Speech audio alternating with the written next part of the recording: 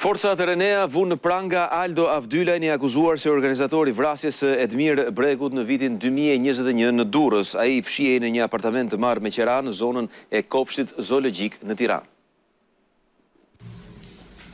Forcat e Renea dhe ato operacionale kanë bërë të mundur arrestimin e një shumë të kërkuarit të drejtësisë. Aldo Avdylaj, i njohur edhe me emrin Elidon Avdylaj, u prangos në një apartament që kishte marrë me qera në Kopshtin Zoologjik në Tiranë. Këto janë momentet kur forcat speciale arrestojnë Aldo Avdylajn, nipi Astrit Avdylaj i shpallur në kërkim.